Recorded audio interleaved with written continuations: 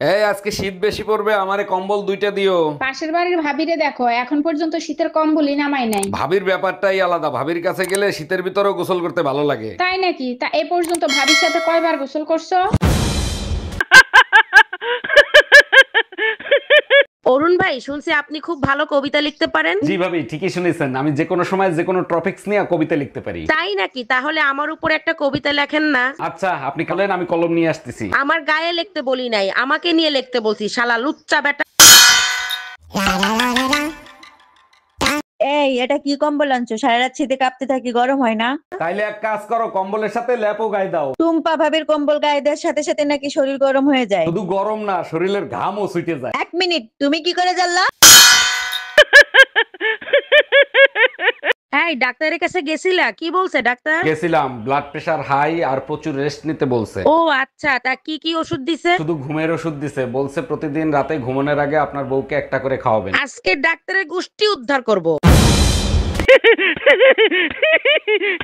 টুম্পা, নতুন বছরের নতুন চমক, বস আমারে পার্মানেন্ট করে দিছে। এতে এত খুশি হচ্ছ কেন? এতে কি আমাদের কোনো লাভ হবে? অবশ্যই হবে, এখন আমার বেতন দ্বিগুণ হবে, বাড়ি হবে, গাড়ি হবে। আম্মা শুনছেন? আপনার ছেলের বস আপনার ছেলেরে প্রেগন্যান্ট করে দিছে।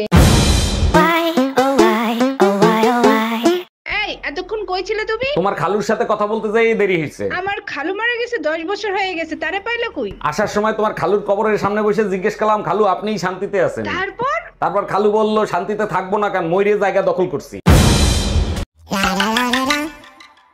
ডাক্তার, আমার বউকে বাঁচিয়ে যে উপকার আপনি করছেন, আমিও আপনার উপকার করতে চাই। অবশ্যই করবেন, আপনার ঠিকানা দেন, প্রয়োজন হলে আপনাকে খুঁজে নেব। লেখেন, আবু মুসা, মুর্দা এলাকা, আজিমপুর গোরস্থান। বুঝলাম, তা আপনি কি উপকার করতে চাচ্ছেন? কবর খোঁড়ার কাজ করি, আপনার কবর ফ্রিতে খুঁড়ে দেবো।